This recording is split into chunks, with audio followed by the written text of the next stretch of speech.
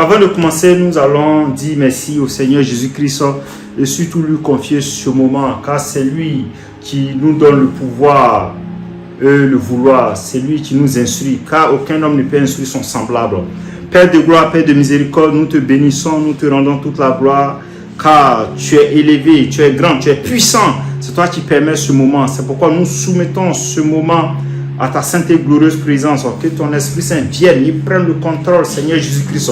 Que toute puissance, Seigneur, ne te glorifie pas, soit liée et ramenée dans les lieux arides au nom puissant de Jésus. Père, je te prie de m'outiller, Père de gloire, pour pouvoir parler de ta part, pour pouvoir enseigner ton peuple, Père de gloire. Je te prie d'ouvrir l'esprit de ton peuple afin de pouvoir recevoir cet enseignement, Seigneur Jésus-Christ, afin d'être édifié, afin d'être fortifié, afin, Père de gloire, de pouvoir véritablement marcher dans la sainteté, afin, Père de gloire, de pouvoir obéir à ta parole. C'est au nom de Jésus-Christ que je prie. Amen, amen, amen. Shalom, shalom, peuple de Dieu. Je suis le docteur Kouma Didier. Je suis chargé de vous donner l'enseignement sur le péché dans le cadre de la semaine de la repentance à l'armée de prière et de délivrance. Est-ce que quelqu'un peut rendre gloire au Seigneur Jésus-Christ pour sa puissance, pour sa majesté, pour les merveilles de son amour, pour sa fidélité, peuple de Dieu? Dans Jérémie 29, verset 11, la parole de Dieu nous dit clairement: « Car je connais les projets que j'ai formés sur vous, dit l'Éternel, projet de paix et non de malheur, afin de vous donner un avenir et de l'espérance. » Peuple de Dieu, comme nous le voyons, Dieu a un projet de paix, un projet de bonheur, un projet d'espérance pour sa créature. Mais il se trouve que l'homme n'arrive pas à rentrer dans cette créature-là. Et bien évidemment, la cause, c'est le péché, comme nous allons le voir tout à l'heure, peuple de Dieu. Et dans Genèse 3, à partir du verset 1, nous voyons comment l'homme a été déchu en consommant le péché, en se laissant séduire par le serpent, peuple de Dieu. L'homme a un seul ennemi, l'homme a un seul problème, c'est le péché et rien d'autre que le péché, peuple de Dieu. Et c'est pourquoi, de plus en plus, le peuple de Dieu doit être enseigné sur le péché et ses conséquences et ses effets dévastateurs. C'est le péché qui nous sépare de nos dieux, c'est le péché qui nous sépare de nos créateurs, c'est le péché qui nous met sous le joug de l'ennemi, c'est le péché qui nous met sous le joug de nos adversaires, des esprits impurs, des esprits déchus, peuple de Dieu. On peut lire très rapidement Genèse 3 à partir du verset 1. On dit: le serpent était le plus rusé de tous les animaux des champs que l'Éternel Dieu avait fait. Et il dit à la femme: Dieu a-t-il dit réellement, vous ne mangerez pas de tous les arbres du jardin? Peuple de Dieu, le péché vient toujours sous une forme de séduction. Ou un peu. Ici, quelle est la caractéristique première du serpent ou du diable? On dit il était rusé, il était rusé. Satan passe toujours par des ruses, par des méthodes sophistiquées pour pouvoir nous ravir de la présence de Dieu, pour pouvoir nous imposer le péché, pour pouvoir nous entraîner dans la séduction au peuple de Dieu. Et voilà ce qu'il a dit à Ève. Dieu a-t-il dit réellement cela? Vous ne mangerez pas de tous les arbres du jardin.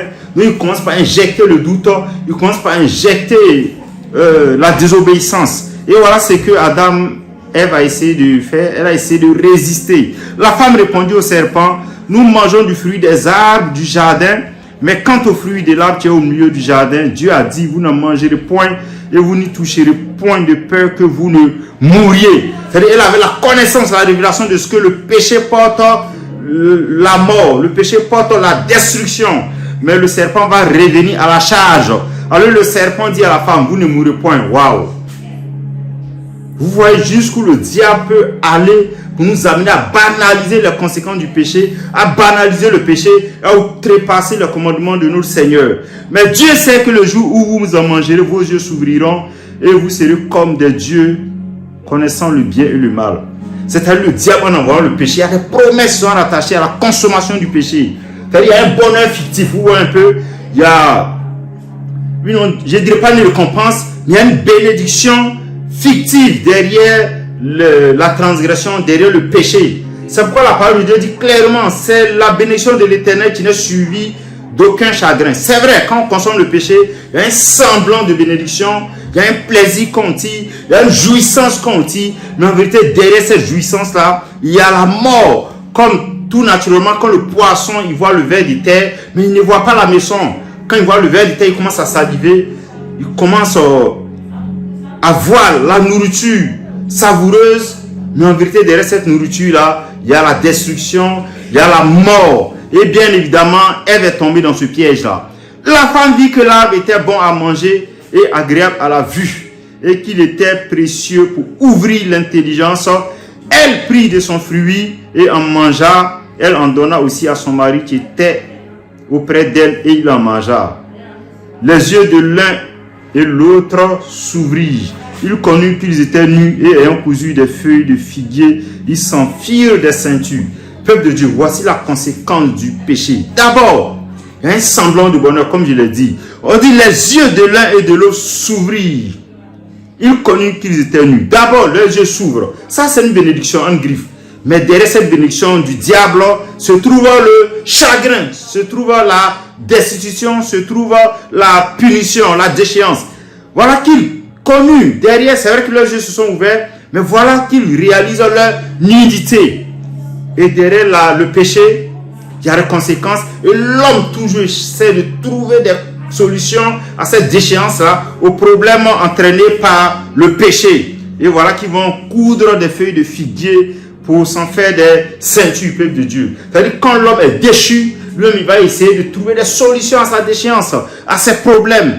C'est ce que nous voyons très souvent quand nous désobéissons à Dieu. Tout naturellement, il y a des démons qui viennent nous ravir le projet de paix que Dieu a formé sur nous ou pour nous. Et ne connaissant pas Dieu, nous allons essayer d'aller de féticheurs en marabout, de magiciens, à bien d'autres diseurs de bonne aventure. Mais ça, c'est une solution de pacotille qui ne fera que aggraver notre sort. Et voilà que quand ils ont pris les feuilles de figuier, cela n'a servi qu'à couvrir, je vais dire, une infime partie de leur nudité. Et voilà ce qui va se passer dans le psaume 8 et dans le verset 8. Alors ils entendirent la voix de l'Éternel Dieu qui parcourait le jardin vers le soir, et l'homme et sa femme se cachaient loin de la face de l'Éternel Dieu au milieu des arbres du jardin. Waouh! Le péché nous déshabille. Le péché expose nos nudité, peuple de Dieu. C'est une réalité pour tous ceux qui sont dans le spirituel. Tout comme tout récemment, il y a une petite fille de 5 ans qui me disait: docteur, je vais te dire quelque chose. J'ai dit ok. Bon, elle était une ancienne reine dans la sorcellerie. Elle dit, mais quand j'étais à la maison, je voyais la nudité de mes parents. J'ai dit, comment ça? Elle dit, mais un chrétien qui ne vit pas correctement, c'est-à-dire qui ne vit pas selon la parole de Dieu, il est nu. C'est-à-dire, il peut voir sa nudité, quoi. Que mon papa à la maison, souvent, il me frappe, mais moi, je le vois dans sa nudité, au fait. Et même, il m'a dit, il y a des pasteurs aussi, quand un pasteur ne vit pas dans l'obéissance totale, il est nu. Quoi que tu sois pasteur, mais quelqu'un qui est dans le spirituel voit que tu es nu. Et cela a ouvert mes yeux sur ce verset-là, au fait. On dit, les yeux de l'un et de l'autre s'ouvrirent. Ils connurent qu'ils étaient nus et ayant cousu des feuilles de figuier, ils s'enfirent des ceintures. Ça veut dire quoi? C'est-à-dire, les hommes étaient tellement précieux aux yeux de Dieu, glorieux aux yeux de Dieu, que Dieu les a revêtus de sa gloire, au fait. De sa présence. C'est sa présence qui servait de vêtement. Et le péché a fait que cette présence est partie. Donc, ils ont réalisé leur nudité. C'est pareil. Même ça continue aujourd'hui. Un être qui n'a pas Jésus, un homme qui n'a pas Jésus dans le spirituel, il est nu. Quoi qu'il soit habillé des vêtements les plus luxueux, mais il est nu aux yeux de quelqu'un qui voit dans le spirituel. Le verset 9 nous dit, mais l'Éternel Dieu appela l'homme et lui dit, où es-tu? Waouh! Il répondit, j'ai entendu ta voix dans le jardin et j'ai eu peur parce que je suis nu et je me suis caché, peuple de Dieu. Le verset 10 continue pour nous dire, verset 11, et l'Éternel Dieu dit, qui t'a appris que tu es nu? Est-ce que tu as mangé de l'arbre dont je t'avais défendu de manger? L'homme répondit, la femme que tu as mise auprès de moi m'a donné de l'arbre et j'en ai mangé. Voici l'origine du problème de l'humanité, peuple de Dieu. À la différence de David, lorsqu'il a consommé le péché, lorsqu'il a réalisé qu'il a péché, tout de suite, il a eu un cœur repentant. Et vous voyez, le psaume 51 rend témoin du cœur que David avait. Oui, confesse. réellement ses péchés, il reconnaît qu'il est pécheur, il est né dans l'iniquité. Il implore la grâce de Dieu, il implore la miséricorde de Dieu, la compassion, pour ne pas que Dieu le quitte. Et voilà que l'homme attaque la femme que Dieu a mise auprès de lui, alors que lui-même, il a rendu témoin de ce que c'était la femme, c'était l'os de ses os, la chair de sa chair. Et voilà que Dieu va interroger également la femme. Et l'Éternel Dieu dit à la femme, pourquoi as-tu fait cela? La femme répondit, le serpent m'a séduite et j'en ai mangé, peuple de Dieu. Derrière tout péché, il y a la séduction. Le diable attaque toujours les hommes par la séduction et cette voie n'a jamais changé. Ce moyen d'attaque n'a jamais changé. C'est la séduction, peuple de Dieu. On peut le voir très rapidement avec le Seigneur Jésus-Christ. Dans Matthieu 4, à partir du verset 8, on peut voir très rapidement. Le diable le transporta encore sur une montagne très élevée, lui montra tout le royaume du monde et leur gloire, et lui dit, je te donnerai toutes ces choses si tu te prosternes et m'adores, peuple de Dieu. Que ce soit avec Adam et Ève à la création, que ce soit avec le second Adam, le Seigneur Jésus-Christ, le diable, il va toujours avec la séduction, avec des bénédictions, avec des promesses. Mais ces promesses-là, je vous dis, contiennent la destruction, la mort, la déchéance de Dieu. C'est pourquoi nous devons avoir le discernement. Nous devons véritablement avoir la connaissance de la parole pour discerner les ruses du diable. Sinon, Satan va réussir à nous ravir toujours le projet de bonheur que Dieu a pour nous en nous faisant des promesses fallacieuses, en nous proposant des bénédictions qui vont nous détruire. Et cela est dans Apocalypse 12 au verset 9. Et il fut précipité le grand dragon, le serpent ancien, appelé le diable et Satan, celui qui séduisit toute la terre. Waouh! La version parole de vie dit celui qui trompe toute la terre. C'est-à-dire Satan trompe, il vient avec la tromperie, il vient avec la séduction. C'est pourquoi Genèse 3 verset 1 dit quoi? Il était le plus rusé. C'est pourquoi, peuple de Dieu, Satan ne peut pas venir sans passer par la ruse, sans passer par des promesses fallacieuses, peuple de Dieu. Est-ce que quelqu'un peut rendre gloire au Seigneur Jésus-Christ? On continue. Vous allez voir, l'Éternel va commencer à décréter maintenant la sentence. C'est-à-dire, aucun péché ne peut rester impuni. Aucun péché, je vous dis la vérité, aucun péché ne peut rester impuni. Et l'Éternel dit à la femme, pourquoi as-tu fait cela? La femme répondit, le serpent m'a séduite et j'en ai mangé. L'Éternel dit au serpent, la punition du serpent, puisque tu as fait cela, tu seras maudit en tout le bétail et en tous les animaux des champs. Tu marcheras sur ton ventre et tu mangeras de la poussière tous les jours de ta vie, peuple de Dieu. Voilà que Dieu vient de maudire le serpent. Mais malheureusement ou heureusement, en maudissant le serpent, je dirais malheureusement, en maudissant le serpent, il fait de l'homme la nourriture du serpent. Parce qu'il dit, tu mangeras de la poussière tous les jours de ta vie. Et nous savons que l'homme est fait de poussière. C'est pourquoi l'homme qui n'est pas régénéré, qui n'est pas né de nouveau pour devenir un être spirituel, demeure la nourriture du serpent. Et vous devez le savoir, Satan ne mange rien d'autre que l'homme. Et ne boit rien d'autre que le sang de l'homme. Tout comme les sorciers, les satanistes. Leur nourriture, leur sang, c'est l'homme et son sang, peuple de Dieu. Donc voilà d'où est partie cette guerre entre le serpent et les hommes. Et le verset 15 nous dit, je mettrai l'inimitié. Je mettrai l'inimitié entre toi et la femme, entre ta postérité et sa postérité. Celle-ci t'écrasera la tête et tu lui blesseras le talon. Peuple de Dieu, c'est malheureux. Cela est confirmé dans Apocalypse 12 également, verset 12. Il dit, c'est pourquoi réjouissez-vous cieux, et vous qui habitez dans les cieux. Malheur à la terre, voilà ça, malheur à la terre et la mer, car le diable est descendu vers vous, animé d'une grande colère, sachant qu'il a peur de temps. Waouh! Quand le dragon vit qu'il avait été précipité sur la terre, il poursuivit la femme qui avait enfanté l'enfant mâle. Voilà ça. Ça a été décrété dans Genèse et confirmé dans Apocalypse. Et voilà ce qui se passe. On dit que le dragon fut irrité. Il fut d'abord au verset 14. Et les deux ailes du dragon furent données. Non, pas ça, au verset 17.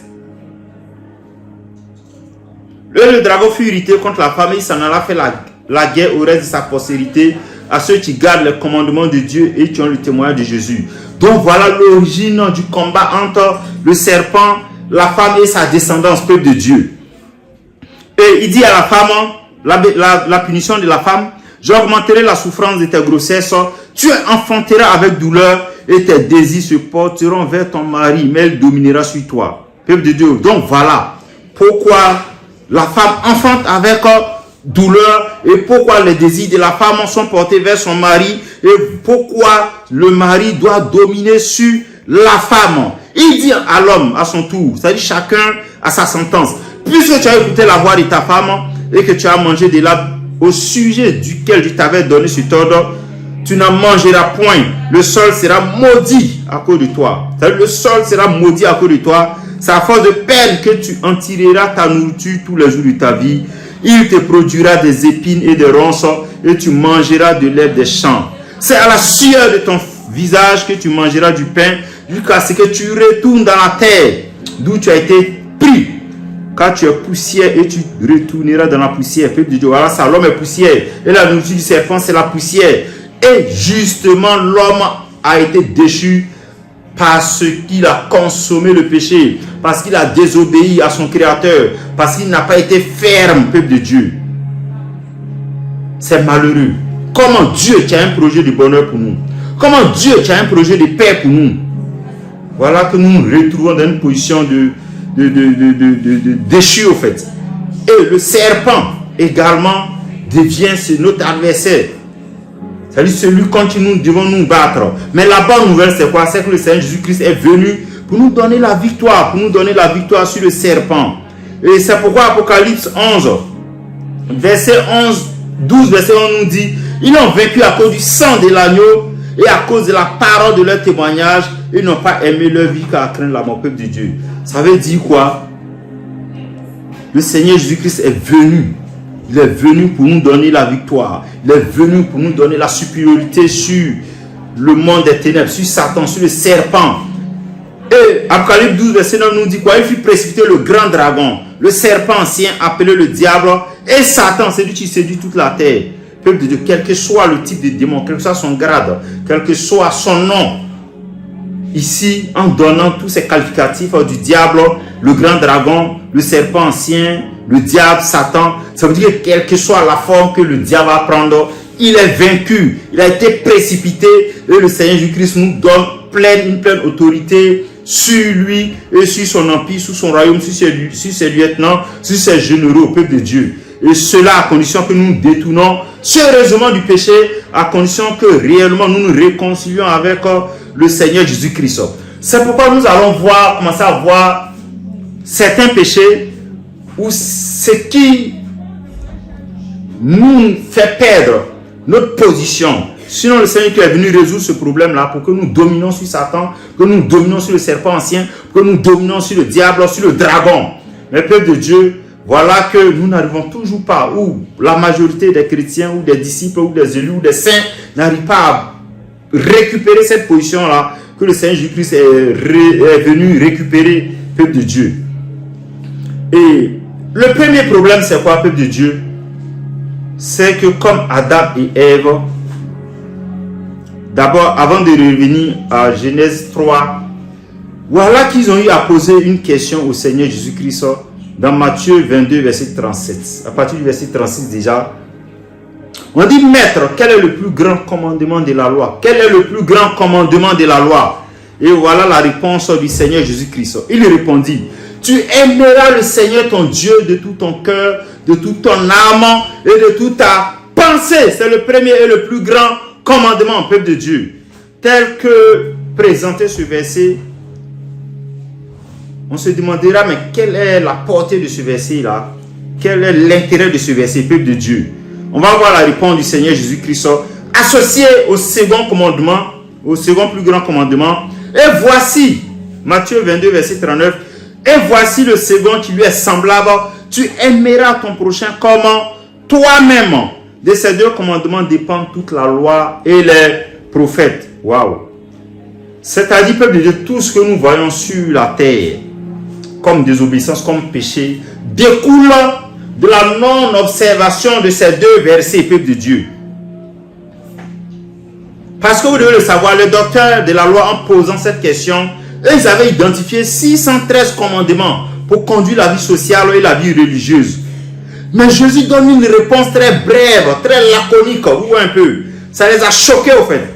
Parce qu'il résume la loi à deux exigences fondamentales. Aimer Dieu et son prochain.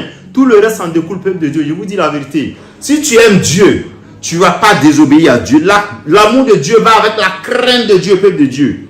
Nous-mêmes, simplement, quand le président est là, ça veut dire la crainte qu'on a pour un président, bien pour quelqu'un qui est bien placé, ou même pour le pasteur qui est établi souvent sur l'église. Devant lui, il y a des péchés qu'on ne peut pas commettre, peuple de Dieu. Alors que Dieu nous voit plus que notre pasteur, il nous voit plus que le président. Qui peut oser commettre, enfreindre, je veux dire, les lois de la République devant le président de la République? Personne. Parce que nous craignons Dieu. Et parce que nous craignons le président. Alors que Dieu, il est au-dessus du président, peuple de Dieu. C'est parce que nous n'aimons pas Dieu. Parce que si nous aimons Dieu, peuple de Dieu, il y a des péchés dans lesquels on ne va pas s'engager au fait. Vous voyez? Il y a des péchés dans lesquels nous n'allons pas nous engager. Tu aimeras le Seigneur ton Dieu de tout ton cœur, de toute ton âme et de toute ta pensée, peuple de Dieu. Tout comme le second commandement, tu aimeras ton prochain comme toi-même. Et j'ai véritablement aimé une réponse que Joseph a donnée lorsque la femme de Potiphar l'a approché pour lui proposer l'impudicité. Dans Genèse 39, verset 7 à verset 10, voilà ce que Joseph dit. Après ces choses, il arriva que la femme de son maître porta les yeux sur Joseph et dit, couche avec moi. Il refusa et dit à la femme de son maître, voici mon maître ne prend avec moi connaissance de rien dans la maison. Il lui a remis entre mes mains tout ce qui lui appartient. Il n'est pas plus grand que moi dans cette maison et il ne m'a rien interdit. Excepté toi, parce que tu es sa femme. Comment ferai un aussi grand mal et pécherai-je contre Dieu? Waouh! Voilà, Joseph, tu viens de résumer ces deux principes fondamentaux, ces deux commandements au fait. Il dit, comment ferai-je un aussi grand mal et pécherai-je contre Dieu? Vous voyez un peu? Quoiqu'elle parla tous les jours à Joseph, il refusa de coucher auprès d'elle, d'être avec elle. C'est-à-dire, parce que Joseph craignait Dieu, parce qu'il aimait Dieu. Donc, commettant ce péché-là, c'était un grand mal qu'il faisait à Dieu. Et parce qu'il aimait son maître aussi, il dit, je ne peux pas faire ce grand mal-là à mon maître. Mon maître ne m'a rien fait, peuple de Dieu. Est-ce que quelqu'un reçoit quelque chose? La profondeur de ces deux versets, que ce soit la haine, que ce soit la jalousie, que ce soit l'impudicité, que ce soit la cupidité, que ce soit les meurtres, le mensonge, que ce soit l'adultère, je veux dire les péchés dans toutes ces formes, tout se résume, tout est résumé dans ces deux commandements. Parce que quand on aime Dieu, quand on craint Dieu, on ne peut pas faire un aussi grand mal contre Dieu. Et aussi, quand on aime notre prochain, peuple de Dieu, on ne peut pas, il y a des péchés qui ne peuvent pas nous, il y a des péchés dans lesquels on ne peut pas nous retrouver, peuple de Dieu. La plupart des péchés que nous commettons à 90%, je veux dire à 100% même, c'est contre notre prochain. Et même en péchant contre notre prochain, c'est contre Dieu que nous péchons, peuple de Dieu. Et véritablement, vous savez, même les païens ont une meilleure révélation souvent de la Bible que nous. J'étais sur Internet et voilà ce qu'un païen se moquant des chrétiens, voilà ce qu'il a dit. Il dit, je prends l'exemple de la religion chrétienne que je connais bien. La Bible considère la fornication comme un péché contre le Seigneur Jésus-Christ. Et comme il est omniprésent, omniscient, ça veut dire que rien ne lui est caché. Et voilà ce qu'il dit maintenant. Ça fait rire, mais c'est la vérité. Donc chaque chrétien sait bien que lorsqu'il s'engage dans ce péché-là, la scène, Dieu voit cette scène-là. Mais c'est impertinent, ça veut dire qu'il parle du chrétien désobéissant, continue quand même dans la désobéissance, ou bien dans ce tas satanique-là, et il programme même d'autres rendez-vous et d'autres prestations. Nous constatons donc que les chrétiens n'ont aucune crainte de leur Dieu. Les seules personnes dont ils ont peur à ce moment-là, c'est leurs semblables. Et puis une traite d'hypocrite. Ils se cachent des hommes, mais commettent leur forfait devant la face de Jésus et son Père leur Dieu. C'est ce qu'il dit. Et conclusion, il dit tout chrétien qui commet la fornication prouve par là qu'il ne croit ni en Jésus, ni au Dieu d'Israël. Bon, il ne sait pas que le Seigneur Jésus-Christ est le même Dieu. C'est juste quelqu'un qui veut faire croire à ses semblables qu'il mène une vie pieuse et qu'il est digne de confiance. Vous voyez un peu ce que ce païen l'a dit, ce que ce sataniste l'a dit au fait. Il dit, logiquement, quelqu'un qui craint Dieu, il y a des péchés dans lesquels il ne peut pas s'engager. C'est vrai qu'il prend le cas de la fornication ici, mais c'est l'ensemble, on peut mettre tous les péchés dedans en fait. Quand tu crains Dieu, tu te vois. C'est-à-dire nul n'est caché aux yeux de Dieu. Mais très souvent, on craint les hommes plus que Dieu, de sorte que tu peux te cacher pour commettre un péché. Mais quand un homme est là, on se cache des hommes, alors que l'homme ne peut rien te faire. C'est Dieu qui peut voir, c'est Dieu qui juge, c'est Dieu qui voit, même dans nos plus grands cachettes. Vous voyez un peu. C'est pourquoi le péché qui est le plus dangereux après le commandement d'aimer Dieu de tout notre cœur et notre prochain aussi, c'est le fait de ne pas donner un vrai enseignement au peuple de Dieu. Parce que si de plus en plus on enseigne le peuple de Dieu à craindre Dieu, à aimer Dieu, à aimer son prochain, je crois qu'il y a des péchés tout naturellement qui vont disparaître. C'est pourquoi Satan fait tout pour nous détourner de l'enseignement authentique, de l'enseignement vrai, peuple de Dieu. C'est pourquoi on aura des enseignements par-ci, par-là, orientés vers des sujets secondaires, au lieu de nous amener vers l'évangile authentique, peuple de Dieu. C'est pourquoi, en exhortant Timothée, l'apôtre Paul a dit clairement, en exposant ces choses dans 1 Timothée 4, verset 6, en exposant ces choses aux frères, tu seras un bon ministre de Jésus-Christ, nourri des paroles de la foi et de la bonne doctrine que tu as exactement suivi, peuple de Dieu. C'est-à-dire qu'il y a un enseignement qui fait des serviteurs de Dieu des bons ministres. Et corrélativement, cet enseignement fait aussi des chrétiens des bons fidèles. C'est-à-dire aussi longtemps qu'on n'a pas cet enseignement, peuple de Dieu, nous sommes dans la séduction. Vous voyez, si ce n'est pas un enseignement qui nous fait craindre nos dieux pour nous détourner du péché, si ce n'est pas un enseignement qui nous amène à aimer nos dieux pour nous détourner du péché, si ce n'est pas un enseignement qui nous amène à aimer notre prochain pour ne pas lui faire du mal, peuple de Dieu, je vous dis que c'est un enseignement erroné. Et on peut le voir dans Apocalypse 3, verset 9. Voici, je te donne de ceux de la synagogue de Satan, qui se disent juifs, ils se disent juifs, c'est-à-dire ils se disent chrétiens en fait. Voilà. C'est-à-dire ils sont surpris. Et ils ne le sont pas, mais qui mentent. C'est-à-dire le mensonge. Le mensonge fait de toi une synagogue de Satan. Voici, je les ferai venir se prosterner à tes pieds et connaître qu'il était choisi. Il était aimé, peuple de Dieu. Parce que tu as gardé la parole de la persévérance en moi, je te garderai aussi à l'heure de la tentation qui va venir sur le monde entier pour éprouver les habitants de la terre. Est-ce que quelqu'un reçoit quelque chose? Parce que Dieu dit ici, il dit à Timothée, tu ne seras qu'un bon ministre. C'est-à-dire, son assemblée aussi ne sera qu'une bonne assemblée, une synagogue du Seigneur Jésus-Christ, lorsque l'enseignement authentique sera donné dans cette synagogue, dans cette assemblée. Mais aussi longtemps que cet enseignement sera dilué, lorsque on trouvera du mensonge dans cet enseignement-là, cette assemblée ou cette synagogue sera une synagogue de Satan. Est-ce qu'on peut être dans une synagogue de Satan et puis aller au ciel? Jamais. Donc voici l'un des plus grands péchés au fait. Le fait de chercher à donner des enseignements complaisants, vous un peu, des enseignements pour flatter les fidèles, des enseignements pour véritablement ne pas fustiger le mauvais comportement des fidèles ou pour ne pas mener les fidèles à changer le péché, mais à les faire asseoir davantage dans leur vie de désobéissance de Dieu. Vous faites de vos fidèles des fidèles de Satan. Quoi qu'ils pensent qu'ils sont dans une vraie assemblée ou dans une synagogue du Seigneur Jésus-Christ, peuple de Dieu. Donc on peut le voir. Donc le véritable enseignement doit nous amener à aimer le Seigneur Jésus-Christ et ensuite aimer notre prochain. Ensuite nous repentir. Et le sommet, c'est la crainte de Dieu. Parce que quand on craint Dieu comme Joseph, je dis peuple de Dieu, il y a des péchés tout naturellement, on ne peut pas nous retrouver dedans. Parce qu'en péchant, on sait qu'on fait un si grand mal à Dieu. En péchant, on fait un si grand mal à notre prochain. Est-ce que quelqu'un peut rendre gloire au Seigneur Jésus-Christ? Donc, le manque de crainte ou le manque d'amour pour Dieu et pour notre prochain découle essentiellement des faux enseignements. Les enseignements ne nous amènent pas à craindre Dieu. Les enseignements ne nous amènent pas à aimer Dieu. Les enseignements ne nous amènent pas à aimer notre prochain, peuple de Dieu. C'est pourquoi, peuple de Dieu, la Bible nous demande de sortir du milieu d'eux. La Bible nous demande de sortir du milieu d'eux, du milieu des synagogues de Satan, du milieu des enseignements qui nous promettent ciel et terre, mais qui ne nous amènent pas à craindre Dieu, peuple de Dieu. Et voilà ce que 2 Corinthiens 6, verset 14 nous dit.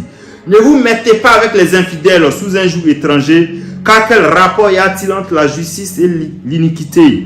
Ou qu'y a-t-il de commun entre la lumière et les ténèbres? Quel accord y a-t-il entre Christ et Bélial, ou quel part a le fidèle avec l'infidèle? Quel rapport y a-t-il entre le temple de Dieu et les idoles, car nous sommes le temple du Dieu vivant, comme Dieu l'a dit. J'habiterai, je marcherai au milieu d'eux, je serai leur Dieu et ils seront mon peuple. C'est pourquoi sortez du milieu d'eux. Le verset 17 nous dit, c'est pourquoi sortez du milieu d'eux et séparez-vous, dit le Seigneur. Ne touchez pas à ce qui est impur et je vous accueillerai. Ne touchez pas à ce qui est impur et je vous accueillerai, peuple de Dieu. Je serai pour vous un père et vous serez pour moi des fils et des filles. Et dit le Seigneur, Dieu Tout-Puissant. Peuple de Seigneur, que nous avons des promesses avec le Seigneur Jésus-Christ. En Jésus, nous avons des promesses. En Jésus, Dieu veut nous bénir. Jésus, le Seigneur, qui veut marcher avec nous. Il veut être au milieu de nous. C'est pourquoi 2 Corinthiens 7, verset 1 nous dit, ayant donc de telles promesses, bien-aimés, purifions-nous de toute souillure de la chair et de l'esprit en achevant nos sanctifications dans la crainte de Dieu. Voilà. C'est-à-dire l'homme doit sortir des souillures, doit se purifier des souillures au niveau bien de la chair et de l'esprit et en achevant cette sanctification dans la crainte de Dieu. Donc comme je le disais, c'est le manque de la crainte de Dieu qui fait que nous n'arrivons pas à véritablement rentrer dans nos promesses, à rentrer dans le projet de bonheur que Dieu a véritablement formé pour ces enfants bien-aimés que nous sommes, peuple de Dieu. Est-ce que quelqu'un reçoit quelque chose? Pour dire que peuple de Dieu, un enfant de Dieu ne peut pas vivre comme il veut. Il doit se rattacher à la parole de Dieu. Il doit suivre les commandements de Dieu, aimer son Dieu et aimer son prochain. Et lorsque ces bases sont déjà assimilées, ces bases sont déjà enseignées, je crois que l'enfant de Dieu est épargné des séductions du serpent ancien, du dragon, de Satan, peuple de Dieu, comme le dit Apocalypse. C'est pourquoi dans cette même veine, on va essayer de voir ces péchés-là de plus en plus qu'on banalise, que Satan a réussi à banaliser en dépravant de plus en plus nos sociétés, au fait, nos mœurs, peuple de Dieu. Et le péché, c'est le péché de l'immoralité, c'est le péché de l'impudicité, peuple de Dieu, qui a été banalisé, que ce soit dans les films, que ce soit dans les clips, je dirais les vidéos, que ce soit sur Internet. Je lui ai dit, Satan a préparé les esprits, a prêté les esprits, a souillé les esprits, à travers l'impudicité, les images impudiques, l'habillement impudique, peuple de Dieu. C'est pourquoi, on peut voir très rapidement, dans Proverbe 6. Proverbe 6, on peut voir très rapidement.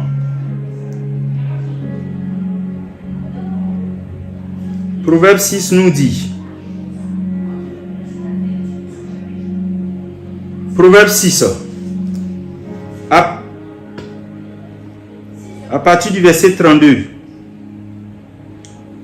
à partir du verset 26.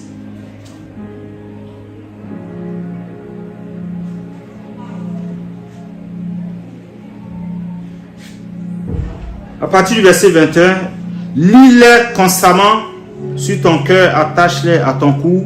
Ici, on parle du commandement de notre Seigneur. Ils te dirigeront dans ta marche et ils te garderont sur ta couche. Ils te parleront à ton réveil. Car le précepte est une lampe et l'enseignement une lumière. Et les avertissements de la correction sont le chemin de la vie. Peuple de Dieu. Ils te préserveront. C'est le commandement de Dieu. Nous préserverons de la femme corrompue, de la langue doucereuse de l'étranger. Ne la convoite pas dans ton cœur pour sa beauté.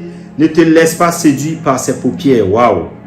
Peuple de Dieu, voici un domaine très vaste qui anéantit le monde entier, qui engloutit les enfants de Dieu également. Car pour la femme prostituée, on se réduit à un morceau de pain et la femme mariée étant un piège à la vie précieuse. Peuple de Dieu.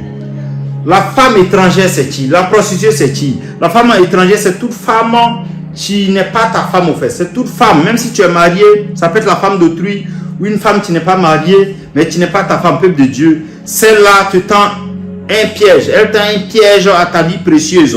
Et voilà comment cette femme-là est comparée, ou la relation avec cette femme-là est comparée. À quoi est comparée cette relation? Quelqu'un mettra-t-il du feu dans son sein sans que ses vêtements s'enflamment? Waouh! Quelqu'un marchera-t-il sur des charbons ardents sans que ses pieds soient brûlés?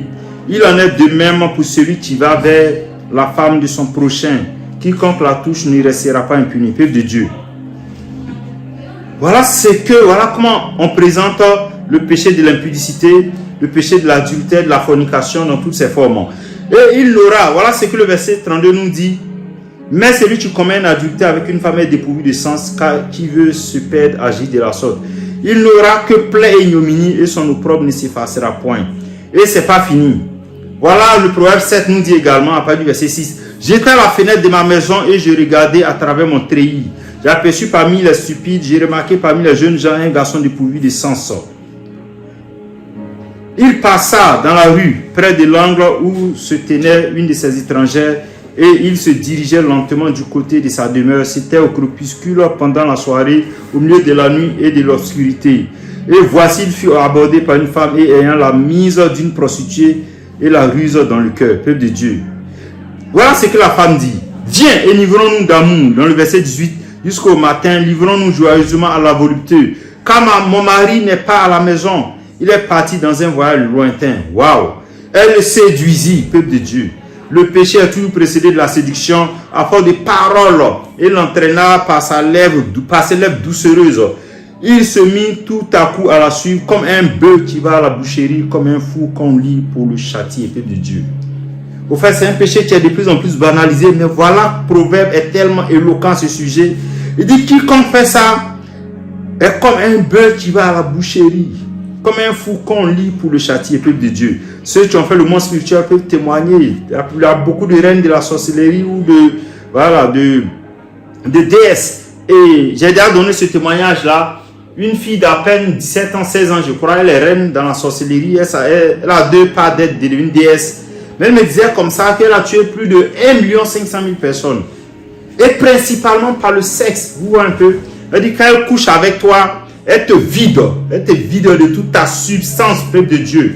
Et je l'ai dit précédemment dans une prédication où les 3 dernières personnes avec qui elle a couché, il y a un qui a fait faillite, le deuxième est décédé et le dernier, il est fou actuellement. Voilà, et elle m'a dit clairement que voilà, il va mourir dans peu de temps. Au fait, c'est ça. Donc c'est la réalité. Souvent quand on lit la Bible, on pense que c'est juste un récit.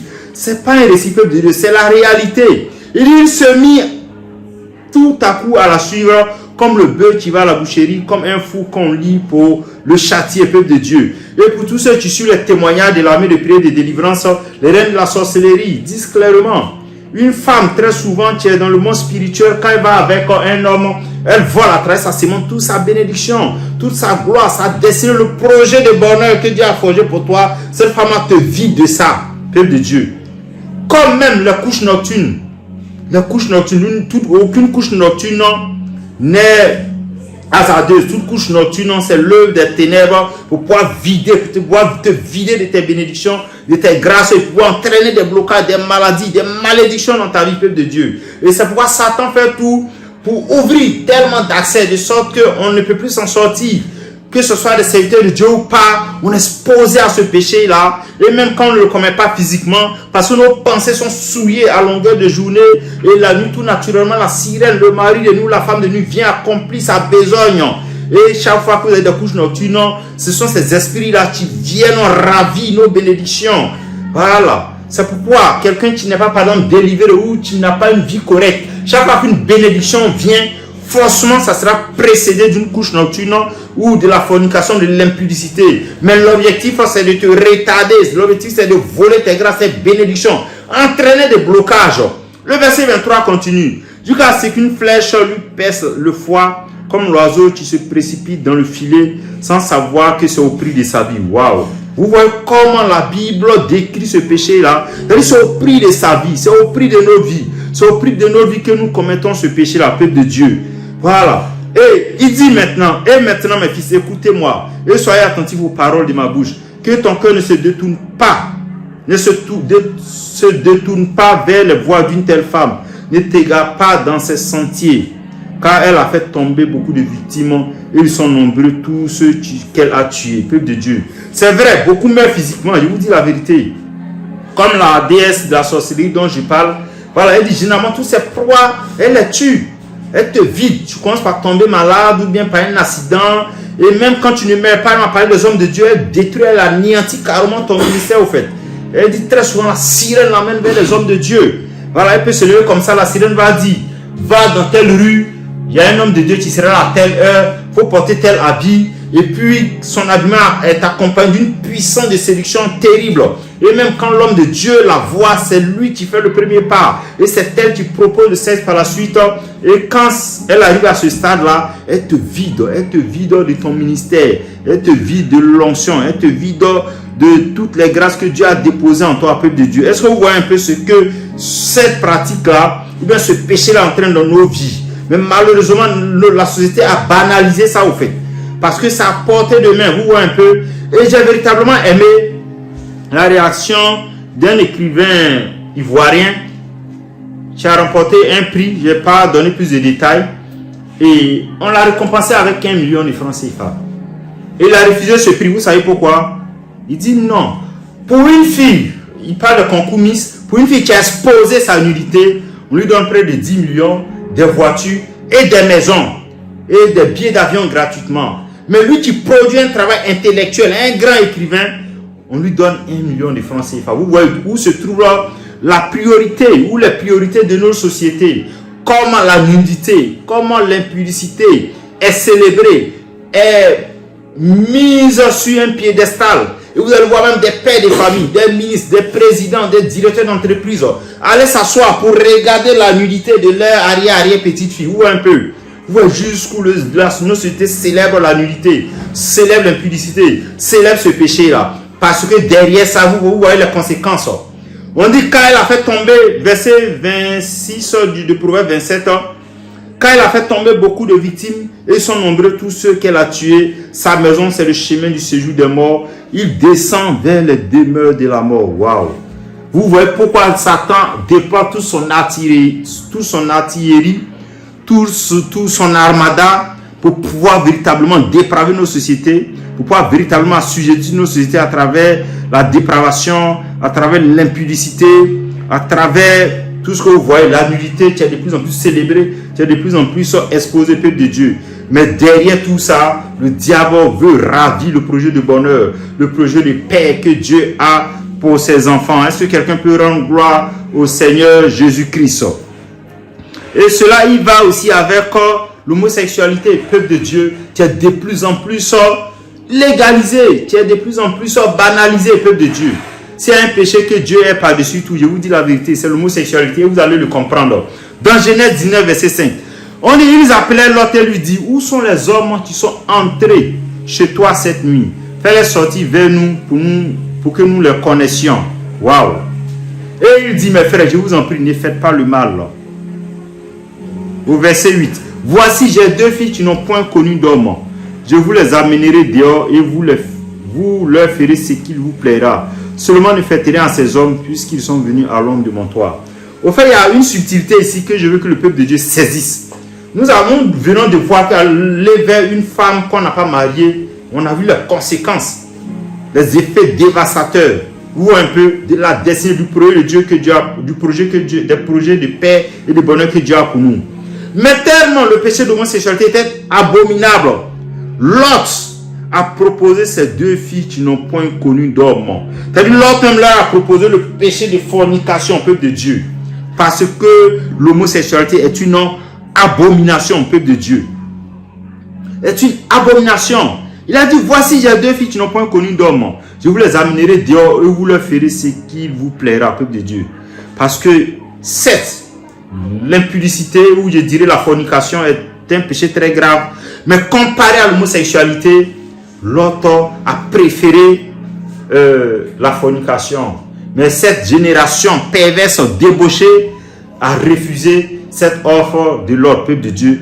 Et nous connaissons tous la suite. Dieu était obligé de détruire ces hommes-là pervers, débauchés à ce niveau-là. Et voilà que Satan fait tout pour ramener ce péché-là. Pourquoi? Parce qu'il veut que Dieu applique la même sentence à l'humanité, éradique l'humanité, peuple de Dieu. Quand on voit dans toute la Bible, on parle de prostitution. C'est vrai que Dieu condamne la prostitution. Mais souvent, on voit qu'il y a eu des prostituées. Même le Seigneur Jésus-Christ, il a pardonné à des prostituées, a habilité des prostituées, comme Marie de Magdala. Bien évidemment, après avoir abandonné le péché de prostitution. Et même Rab, quand on remonte à la généalogie de Jésus, du Seigneur Jésus-Christ, il vient de Rab aussi. Et également de Bathsheba, cette femme adultère, peuple de Dieu. Vous voyez un peu. Et même Tamar aussi. Cette femme qui a pratiqué la prostitution, qui s'est déguisée en prostituée pour pouvoir coucher avec son beau-père. Mais Tamar aussi fait partie de la descendance du Seigneur Jésus-Christ. Mais l'homosexualité, je vous dis la vérité, est véritablement une abomination. On n'a jamais vu le Seigneur Jésus-Christ, je vais dire, côtoyer des homosexuels. Parce que c'est un péché grave, un péché très dangereux, peuple de Dieu. C'est pourquoi, peuple de Dieu, de plus en plus, nous allons voir nos sociétés qui légalisent cela. Et les États vont déployer des très grands moyens pour pouvoir imposer ça aux États, peuple de Dieu. Parce que le diable est déchaîné. Il veut coûte que coûte qu'on arrive à ce niveau d'abomination pour que Dieu détruise sa créature encore, peuple de Dieu. C'est pourquoi nous devons faire attention et nous devons prier parce que les États, les nations sont enchaînées par Satan, sont enchaînés par ces démons-là qui veulent forcément légaliser dans toutes les nations cette ignominie, cette abomination pour irriter davantage le Seigneur Jésus-Christ. Peuple de Dieu, comme je viens de le dire, c'est pareil pour l'adultère, la fornication, c'est la même chose. C'est pourquoi vous allez voir, Lévitique 20 nous dit clairement, un homme qui commet un adultère avec une femme mariée, s'il commet un adultère avec la femme de son prochain, l'homme et la femme adultère seront punis de mort, peuple de Dieu. Vous voyez cette sentence-là? Vous voyez un peu jusqu'où l'homme est arrivé dans cette abomination, dans la déchéance, dans la légalisation de ce péché-là, qui fait de nous des ennemis de Dieu, où Dieu même ordonne même la destruction, peuple de Dieu. Et ce n'est pas encore fini, peuple de Dieu. Nous allons voir de plus en plus, même des hommes qui vont avec des animaux, peuple de Dieu. Qui vont avec des animaux. Et très souvent, les gens pensent que c'est des situations rares, quoi, ou rarissimes. Non, non. Et en tant que serviteur de Dieu, nous tombons souvent sur ces situations-là, ou poussés par des démons ou par des esprits. Il y a des hommes qui vont coucher souvent avec des animaux. Vous voyez un peu, c'est la réalité. C'est la réalité. Nous voyons toujours des gens comme ça qui viennent confesser qu'ils ont couché avec soit des animaux comme ça. Voilà. Et Lévitique 20, verset 15 nous dit, si un homme couche avec une bête, il sera puni de mort et vous tuerez la bête. Si une femme s'approche d'une bête, pour se prostituer à elle, tu tueras la femme et la bête et seront mises à mort. Leur sang retombera sur elle, peuple de Dieu.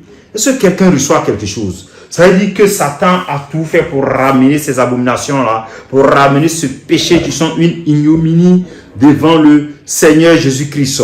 C'est pourquoi, peuple de Dieu, après ces péchés-là, je ne dirais pas basiques, mais qui sont de plus en plus négligés, sont de plus en plus, je vais dire, normalisés, peuple de Dieu. Nous voyons que cela est véritablement une abomination. Dieu n'aime pas ces péchés. Dieu n'aime pas ces péchés et cela entraîne nos déchéances. Nous voyons que Dieu n'a pas de problème avec nous, mais c'est que nous refusons de marcher selon sa parole. Et bien évidemment, le projet de paix qu'il a pour nous, nous ne pouvons pas saisir ce projet de paix-là, parce que Satan a mis tout en œuvre pour nous ravir ce projet de paix. Comme Jean 10, verset 10 le dit, le voleur ne vient que pour dérober, égorger, détruire. Satan voulant accomplir coûte que coûte ce ministère, qu'est-ce qu'il va faire? Il va nous entraîner dans le péché, et ce péché va nous destituer. Ce péché va lui donner toute la puissance, toute l'autorité pour pouvoir marcher sur nous, pour pouvoir accomplir son ministère sans grande fatigue, son ministère sans trop de sueur, peuple de Dieu. C'est pourquoi, peuple de Dieu, nous devons faire attention à ces choses-là et ne pas suivre le train de ce monde-là. C'est pourquoi Romains 12, verset 2 dit clairement, on ne doit pas se conformer à ce siècle présent. Le siècle présent peut normaliser, régulariser, je veux dire, légaliser ces péchés-là. Mais ce n'est pas parce que ces péchés sont légalisés par les hommes, même par, je veux dire, par les institutions suprêmes des États, que nous devons emboîter les pas à ces États ou à ceux qui légalisent ces choses-là. Et même de plus en plus, nous voyons même des hommes de Dieu, des églises, ou même des pasteurs, hommes se marient. Même femmes se marient, peuple de Dieu. Par le passé, on voyait ça en Europe, mais malheureusement, ça arrive en Afrique. C'est arrivé en Afrique. Déjà en Afrique du Sud, il y a des pasteurs qui se marient entre eux. C'est pourquoi le Seigneur Jésus-Christ a dit clairement, quand vous voyez l'abomination en lieu saint, waouh, vous saurez que c'est un signe des temps de la fin, peuple de Dieu. Nous devons savoir que nous sommes véritablement dans les temps de la fin, où l'abomination même vient dans le lieu saint, où les enfants de Dieu sont encore ravis, c'est-à-dire suivent le monde dans sa perdition, dans son égarement, peuple de Dieu. C'est pourquoi, peuple de Dieu, on va avancer et puis voir d'autres types de péchés aussi. Voilà ce que Colossiens 3, versets 5 à 8 nous dit. Faites donc mourir les membres qui sont sur la terre, l'impudicité, l'impureté, les passions, les mauvais désirs et la cupidité qui est une idolâtrie. C'est à cause de ces choses que la colère de Dieu vient sur les fils de la rébellion. Nous voyons que voilà ce qui entraîne la colère de Dieu sur sa créature, sur ses enfants que nous sommes. Peuple de Dieu, l'impudicité, comme on vient de le dire, l'impureté, comme on vient de le dire, les passions, les mauvais désirs, la cupidité, peuple de Dieu. La cupidité qui est une idolâtrie, peuple de Dieu. Le fait d'aimer le gain, le fait d'aimer l'argent, chercher à posséder pour soi, peuple de Dieu, c'est une idolâtrie parce que Satan arrive par là à véritablement enchaîner notre cœur tourné vers nos biens. Peuple de Dieu, c'est très bon d'avoir des biens, c'est très bon d'être riche, mais pas aimer la richesse, pas chercher la richesse coûte que coûte, peuple de Dieu, sinon cela va se transformer, notre richesse, notre fortune va devenir une idole. Comme ce jeune homme riche, à cause de ses biens, n'a pas pu suivre le Seigneur Jésus-Christ qui était Dieu, qui est la vie. Il a préféré suivre ses biens périssables parce que Satan, maman, avait déjà lié son cœur à travers ses richesses. Ou un peu. Donc nous devons sortir de ces choses-là. Il dit nous devons sortir de ces choses-là dans lesquelles nous marchons autrefois lorsque nous vivions dans ces péchés. Mais maintenant nous devons renoncer à toutes ces choses. À la colère, à l'animosité, à la méchanceté, à la calomnie, aux paroles déshonnêtes qui pourront sortir de notre bouche. Peuple de Dieu, un enfant de Dieu, il doit veiller sur sa bouche. Peuple de Dieu. Et en début de semaine, quand on a commencé ce moment de jeûne, c'est la vision que Dieu m'a montrée. Je voyais comme ça une tête. Il y a un visage, je dirais un visage humain, où il y avait la bouche, les yeux, les oreilles, je crois, voilà, la langue, tout ça. Et je disais à Dieu, mais c'est quoi? Qu'est-ce que tu veux me montrer? Il me dit, c'est ça au fait. C'est vrai que les enfants de Dieu, de plus en plus, nous faisons des efforts pour mieux nous habiller. Ça, c'est très appréciable, c'est encouragé. Mais nous devons faire ce pas supplémentaire là. En veillant sur notre bouche, tout ce que nous disons, peuple de Dieu. En veillant sur nos oreilles, tout ce que nous écoutons. En veillant sur notre langue, c'est ça. En veillant sur nos yeux, tout ce que nous regardons, peuple de Dieu. C'est la porte d'entrée de beaucoup d'esprits, de beaucoup de péchés, peuple de Dieu. Et surtout, la tête que je voyais aussi, on peut parler des pensées aussi. Nous devons veiller sur nos pensées. Ça veut dire quoi? La sanctification du cœur ou des pensées également, peuple de Dieu. Et la sanctification de l'âme aussi, peuple de Dieu. Donc nous devons de plus en plus veiller à ces choses. Nous devons de plus en plus nous sanctifier intérieurement, peuple de Dieu, afin que le diable ne trouve rien pour nous ravir, pour accomplir son ministère dans notre vie. Et on peut voir également 1 Corinthiens 6 à partir du verset 9. Ne savez-vous pas que les injustes n'hériteront point le royaume de Dieu? Ne vous y trompez pas, ni les impudiques, ni les idolâtres, ni les adultères, ni les efféminés, ni les infâmes, ni les voleurs, ni les cupides, ni les ivrognes, ni les outrageux, ni les ravisseurs n'hériteront du royaume de Dieu, peuple de Dieu. Ici, voici une liste qui est dressée. Et nous allons essayer de comprendre. Parlant des impudiques, je crois qu'on a été éloquent sur l'impudicité. L'idolâtrie aussi, peuple de Dieu. La nouvelle idole de ce siècle présent là, peuple de Dieu, c'est même plus les fétiches qui sont au village, c'est même plus les hôtels qui sont au village. Parce que Satan, il sait s'adapter, il s'amuse. De plus en plus, les gens se détournent des idoles qui sont au village. De plus en plus, les gens se détournent des fétiches. Mais Satan va tout faire pour inventer de nouvelles idoles, peuple de Dieu. Quelles sont ces nouvelles idoles? Que tu sois en ville, que tu sois en Europe, tu as abandonné les idoles au village, mais Satan va tout faire pour créer de nouvelles idoles. Peuple de Dieu. De plus en plus, le téléphone est devenu une idole, peuple de Dieu. Quelqu'un peut passer 1 heure, 2 heures, 3 heures, 4 heures, 5 heures sur le téléphone, mais capable de passer 1 heure avec la Bible, peuple de Dieu. C'est-à-dire le téléphone a ravi la place de Dieu. Le téléphone a ravi la lecture, la méditation de la Bible. Le téléphone a ravi, peuple de Dieu, la prière, notre vie de prière. Vous voyez un peu. Et ce n'est pas fini. Nous voyons de plus en plus les médias développés. Nous allons voir peut-être de plus en plus les réseaux sociaux. Nous allons voir quoi? Facebook, Twitter, Snap, comment on appelle ça?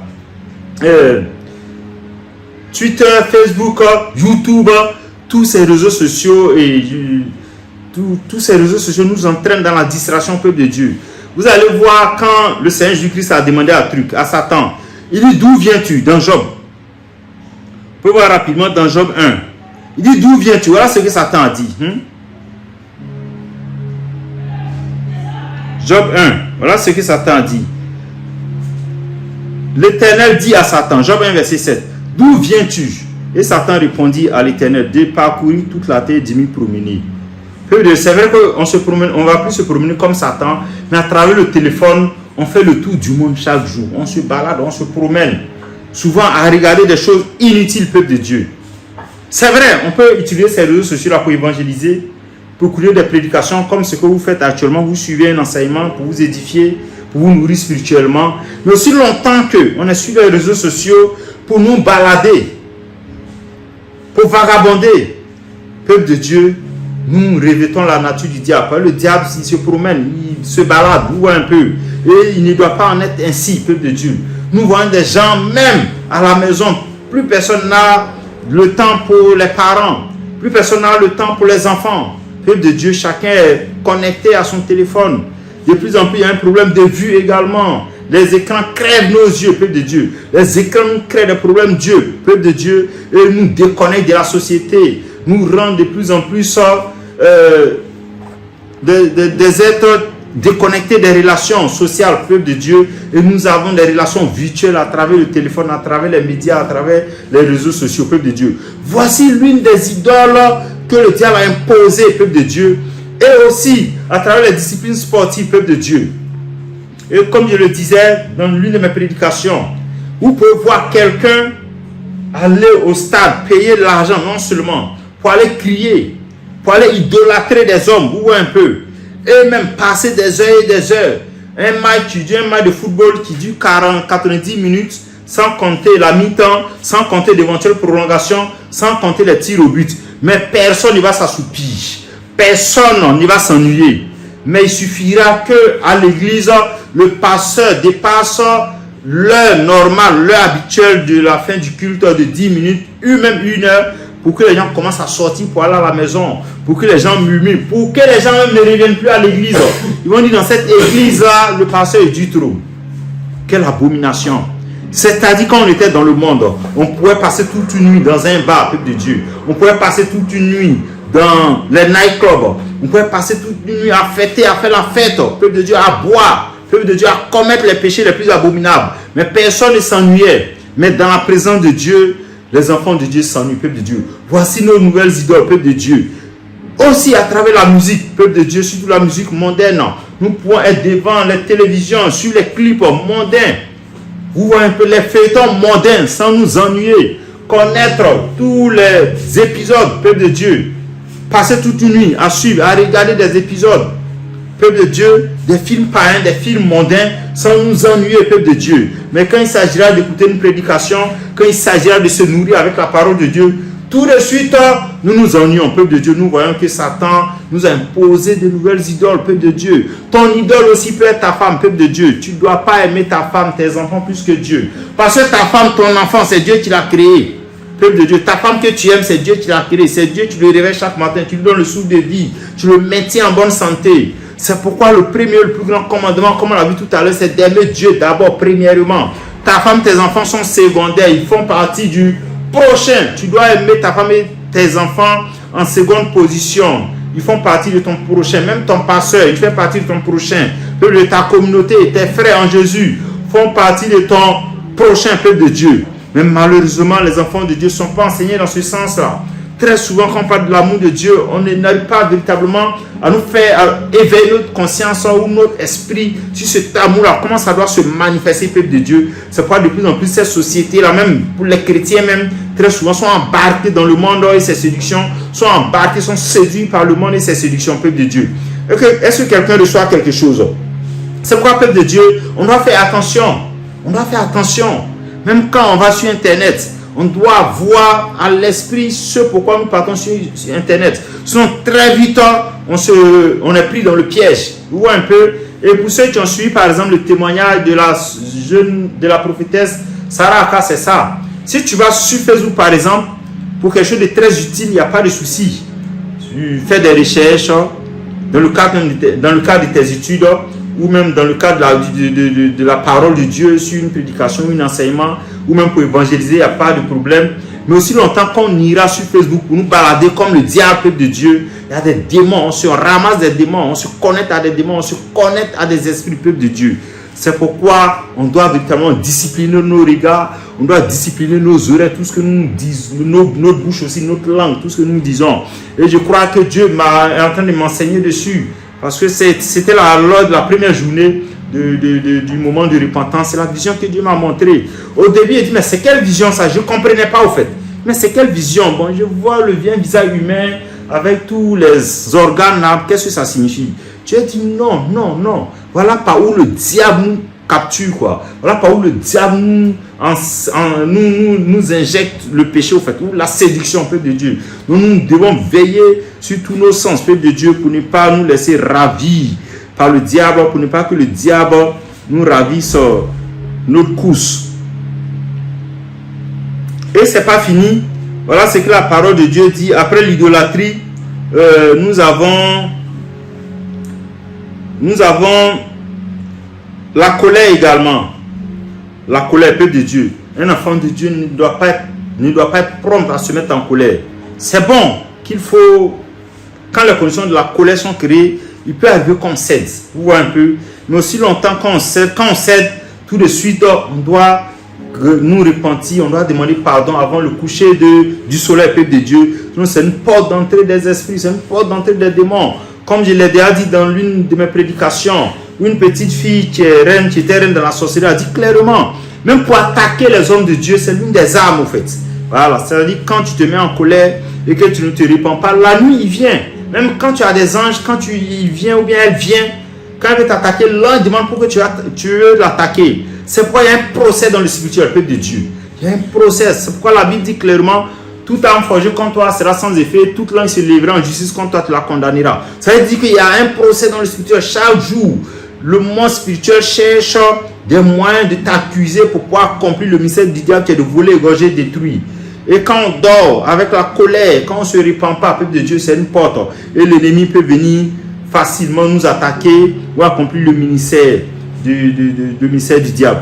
Il y a l'animosité, il y a la méchanceté aussi. Un enfant de Dieu, peuple de Dieu, on doit éviter la méchanceté, on doit éviter l'animosité. Toute attitude, tout comportement qui est de nature à entraîner des querelles. Peuple de Dieu, à pourrir l'atmosphère. Nous devons vivre en paix, car notre Dieu est un Dieu de paix. Les calomnies, peuple de Dieu également.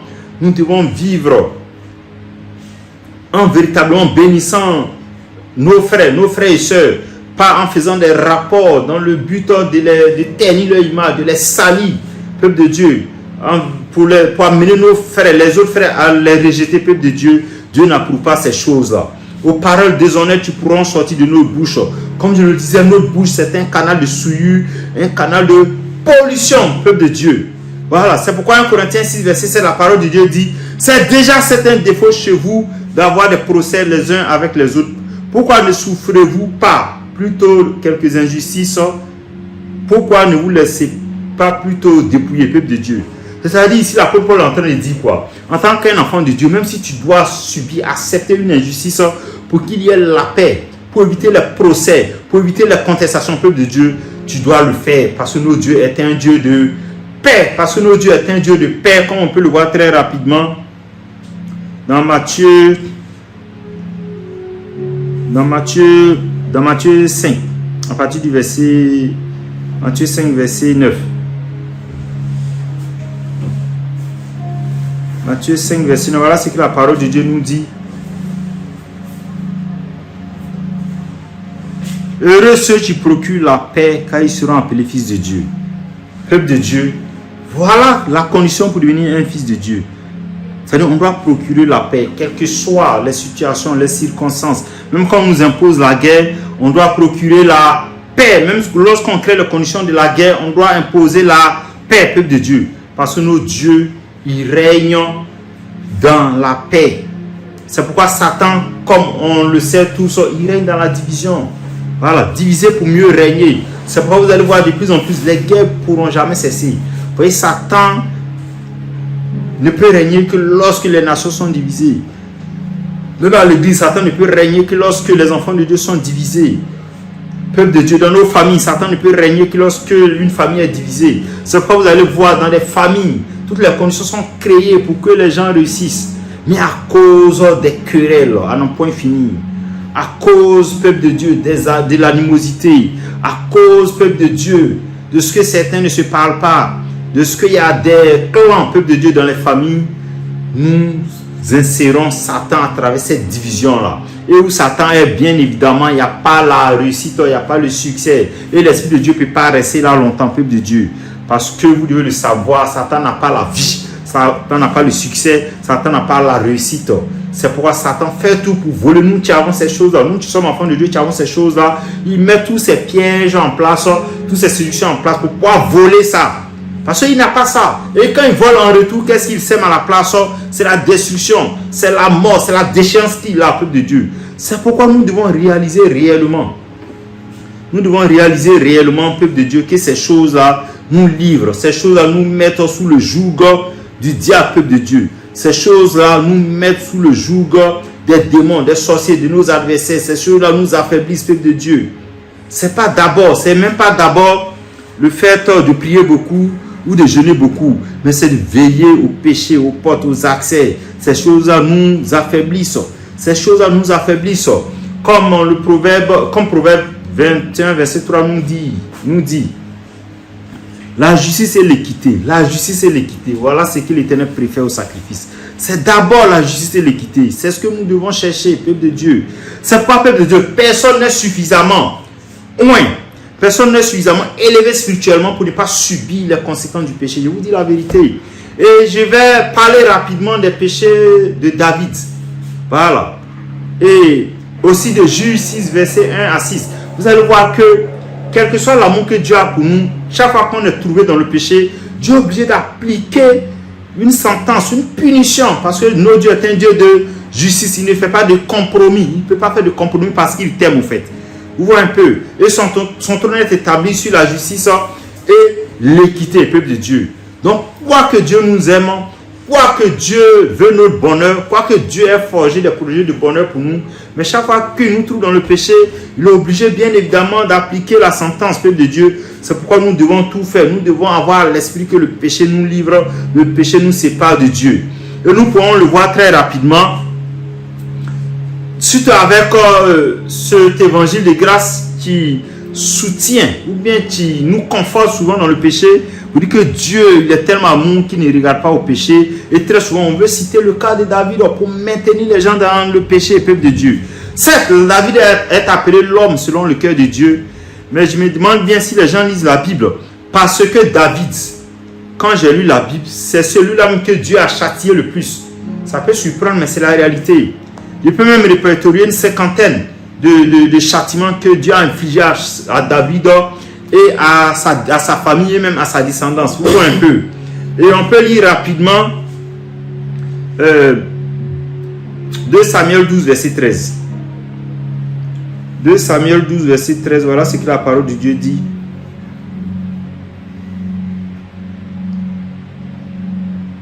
Quand Nathan lui a rapporté, lui a fait réaliser qu'il a péché. Voilà ce que David a dit. David dit à Nathan, j'ai péché contre l'Éternel. Et Nathan dit à David, l'Éternel pardonne ton péché et tu ne mourras point. Waouh. Ici, tel que c'est dit, on se dirait, mais donc David est épargné des conséquences ou bien des autres conséquences. C'est vrai que Dieu a manifesté sa miséricorde, sa grâce, en l'épargnant de la mort. Parce que l'adultère était, la sentence de l'adultère, c'était la mort. Lévitique 20, verset 10, il devait être lapidé. Vous voyez un peu. 1, il a commis l'adultère. Et 2, il a commis un crime. Vous voyez, c'est-à-dire 2 crimes.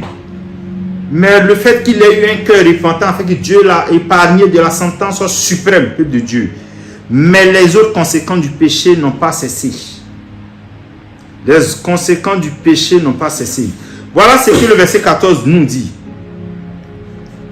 Mais parce que tu as fait blasphémer les ennemis de l'Éternel en commettant cette action, le fils qui t'est né mourra, peuple de Dieu.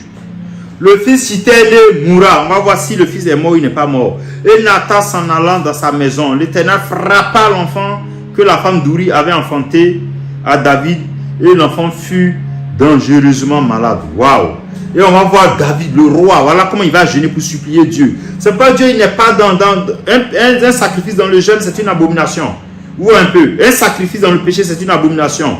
David pria Dieu pour l'enfant et jeûna. Et quand il rentra, il passa la nuit couché par terre. Le grand David. C'est-à-dire, il prie Dieu, il jeûne. Et même, il refuse de se coucher sur ses lits somptueux, douillés, ou un peu. Voilà. Mais l'enfant est mort quand même. Au verset 18. Le 7e jour, l'enfant mourut. Donc vous comprenez que Dieu ne prend point plaisir au péché. Et la prière ou le jeûne ou le sacrifice dans le péché, dans la désobéissance est inefficace au fait. Vous voyez un peu. Le sacrifice de la désobéissance est inefficace. Malgré le fait que le grand roi David est jeûné. Il a prié. Il a refusé de manger. Il a refusé de se coucher sur son lit douillet. Cela n'a pas épargné la mort à l'enfant qui est né. Et c'est pas fini. Le verset 1 Samuel 12, verset 9 et 10 nous dit quoi? Il dit, pourquoi as donc tu méprisé la parole de l'Éternel en faisant ce qui est mal à ses yeux? Tu as frappé de l'épée Uri le Héthien. Tu as pris sa femme pour en faire ta femme. Et lui, tu l'as tué par l'épée des fils d'Ammon. Maintenant, l'épée ne s'éloignera jamais de ta maison parce que tu m'as méprisé et parce que tu as pris la femme d'Uri le Héthien pour en faire ta femme. Peuple de Dieu, on va le voir, et comme le temps ne le permet pas, peut-être dans un autre enseignement, mais l'épée n'a jamais quitté la maison de David. Je vous dis la vérité. Vous allez voir comment ces enfants ont commencé à s'entretuer entre eux-mêmes.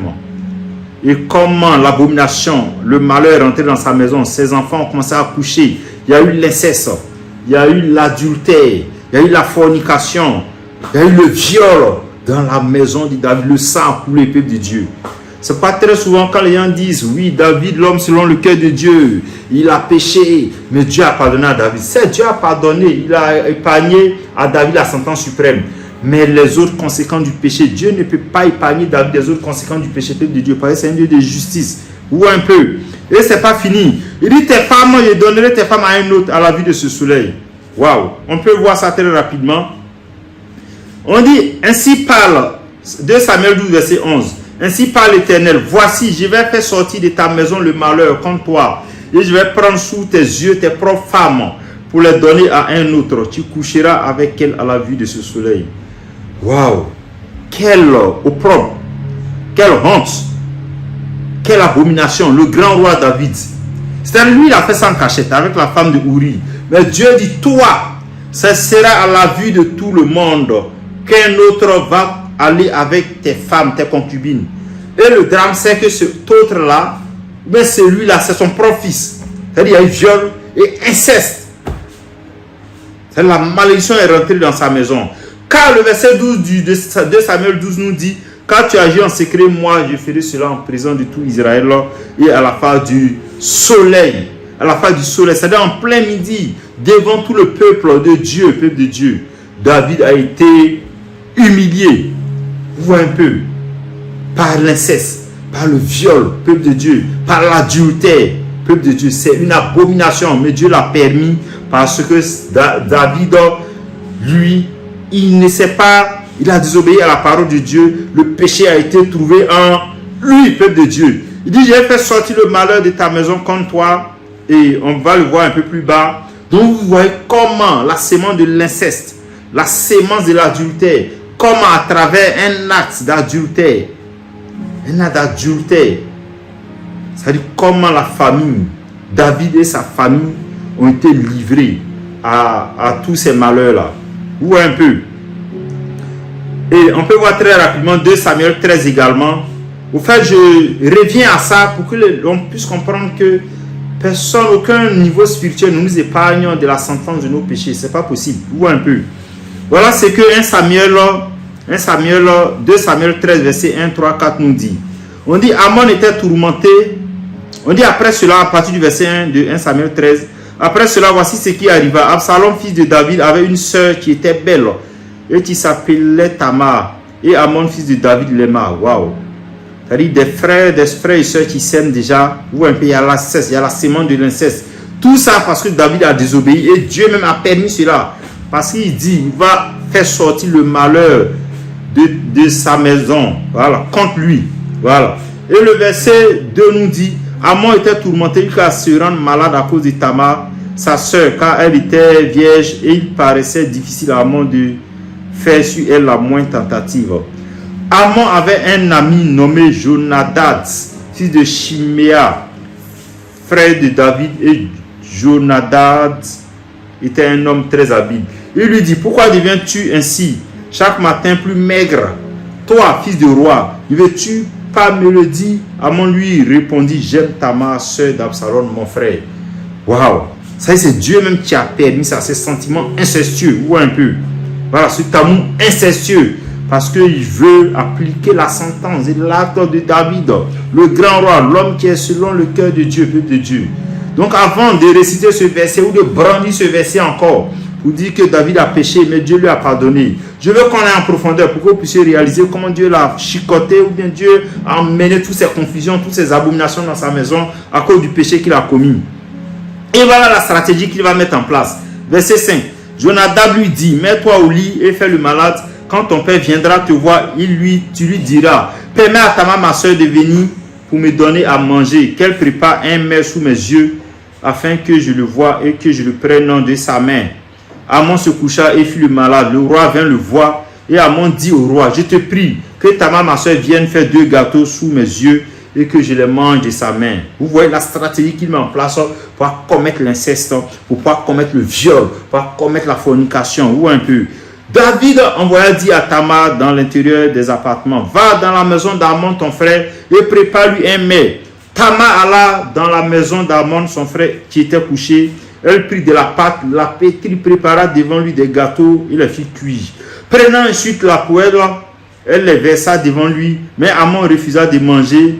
Il dit, fais sortir tout le monde, et tout le monde sortit de chez lui.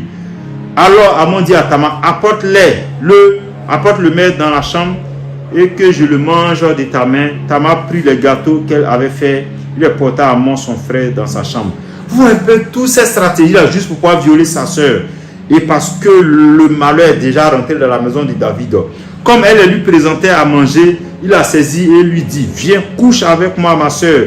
Elle lui répondit, non, mon frère, ne me déshonore pas quand on n'agit point ainsi en Israël. Ne commets pas cette infamie. Waouh! Vous voyez la honte. Ça dit, sa soeur dit, pardon, ne commets pas cette infamie. Ne nous déshonore pas, ne me déshonore pas. Quand on agit, il dit, on n'agit point ainsi en Israël. C'est une abomination. Ne commets pas cette infamie, ne commets pas ce péché infamant. Où irai-je, moi, avec ma honte? Ça sera une honte, où je vais traîner cette honte. Et toi, tu seras comme l'un des infâmes. Il dit, toi aussi, tu seras infâme. En Israël, maintenant, je te prie, parle au roi et ne s'opposera pas à ce que je sois à toi. C'est-à-dire, elle est en train même de chercher des solutions pour que le roi, le père, puisse les marier. Voilà, pour ne pas qu'on arrive à cette infamie, à ce déshonneur familial, peuple de Dieu. Mais il est déjà trop tard. David a déjà sémé cette malédiction. Il a déjà créé les conditions de cette malédiction. Mais il ne voulut pas l'écouter. Il lui fit violence, la déshonora, il coucha avec elle. Waouh! Viol, inceste, abomination. Puis Amon eut pour elle une forte aversion, plus forte qu'elle n'avait été son amour. Et lui dit, lève-toi, va-t'en. C'est là qu'on voit réellement que c'était une confusion, c'était une punition, c'est une malédiction. C'est la fille qui l'aimait tantôt et pour laquelle il ne pouvait même pas dormir, il devenait maigre, famélique. Mais juste après avoir commis cet acte-là, tout de suite, on voit que cet amour a été remplacé par la haine, par une forte aversion. Peuple de Dieu, c'était pas simple, c'était la malédiction que Dieu avait promis d'envoyer dans la maison de David qui avait commencé à agir, à sévir. Elle lui répondit, n'augmente pas en me chassant le mal que tu m'as déjà fait. Vous voyez un peu, c'est-à-dire elle dit, c'est vrai, tu as fini de commettre, tu as fini de me plonger dans l'infamie, dans la honte, mais tu me chasses encore, n'aggrave ma douleur. Mais il n'a pas voulu l'entendre, il ne voulut pas l'écouter, et appelant le garçon qui le servait, il dit, qu'on éloigne de moi cette femme, et qu'on la mette dehors, et ferme la porte après elle. Waouh, quelle honte, quelle opprobre. Quelle confusion. Vous voyez, l'amour a fait place, ou bien la haine a fait place à l'amour, jusqu'à ce qu'il la chasse comme une malpropre, ou un peu comme une prostituée. Est-ce que quelqu'un reçoit quelque chose? Elle avait une tunique de plusieurs, verset 18, de plusieurs couleurs, car c'était le vêtement que portaient les filles du roi. Aussi longtemps qu'elles étaient vierges, le serviteur d'Amon l'a mis dehors et ferma la porte après elle. Waouh, elle a été chassée comme une malpropre. Elle a été chassée comme une chienne, peuple de Dieu. Tamar répandit de la cendre sur sa tête et déchira sa tunique bigarrée. Elle mit la main sur sa tête et s'en alla en poussant des cris. Peuple de Dieu, au fait, ça pour dire quoi? Enfin, les conséquences des péchés de David sont tellement nombreuses que si on veut les citer, on va faire des heures et des heures. Mais ici, c'est quoi? C'est parce qu'un acte banal que David a posé comme ça, vous voyez, ça a rattrapé, non seulement ça l'a rattrapé, mais ça a rattrapé aussi sa descendance. Vous voyez un peu. Et même souvent, les gens ne comprennent pas pourquoi Salomon aussi avait 1000 femmes. Vous voyez un peu. Mais parce que déjà, même l'impudicité, la sémence de l'impudicité là, avait déjà été sémée par son père David. Vous voyez un peu. Voilà, avait déjà été sémée par son père David. Donc tout naturellement, ses enfants ont hérité de cette malédiction là. Voilà. Ont hérité de cette sentence là. Vous voyez un peu. Donc, on peut voir rapidement aussi le roi David aussi. Vous allez voir comment le roi David a été chagriné. Le roi David a pris toutes ces choses et fut très irrité. Vous voyez un peu, son acte le rattrape. Non seulement ses enfants sont dans l'inceste, sont dans l'impuissance à un certain niveau, mais lui aussi ça le rattrape. Et Absalom ne parla ni en bien ni en mal avec Amon, mais il le prit en haine. Vous voyez, la haine commence à rentrer maintenant dans sa famille. C'est-à-dire, Absalom commence à haïr Amon. Vous voyez un peu, parce qu'il avait déshonoré Tamar, sa sœur. Peuple de Dieu, ce n'est pas encore fini. Voilà, maintenant, Absalom va planifier de tuer son frère. À partir du verset 23. Peuple de Dieu, je prends mon temps pour expliquer ça, pour qu'on comprenne. Pour qu'on en finisse avec ce refrain de ce que David est le cœur selon l'homme selon le cœur de Dieu. Et voilà, on prend tout son péché là pour pouvoir maintenir les gens dans le péché. Vous voyez un peu. On dit 2 ans après, comme Absalom avait des tondeurs. Bon, je saute. Voilà. Vous voyez, Absalom va orchestrer l'assassinat de son frère Amon en faisant une fête. Et il va inviter tous ses frères là et Amon principalement. Et voilà l'instruction qu'il donne à ses gardes, à ses serviteurs. Absalom donna ce ordre à ses serviteurs. Faites attention quand le cœur d'Amon sera égayé par le vin. C'est-à-dire, il l'a invité à la fête. Et que je vous dirai, frappez Amon. Alors tuez-le et ne craignez point. Waouh! C'est-à-dire, comment un frère peut arriver à ce niveau d'extrême où il donne des ordres pour qu'on tue son frère, on frappe son frère. Et puis il dit quoi? Il dit ne craignez point. C'est-à-dire, quelle vaillance. Il les encourage à être violents, à être cruels.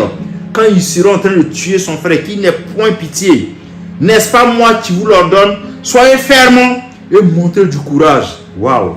C'est-à-dire un courage dans la destruction, un courage dans le mal, un courage dans le meurtre. Ou un peu. Voilà.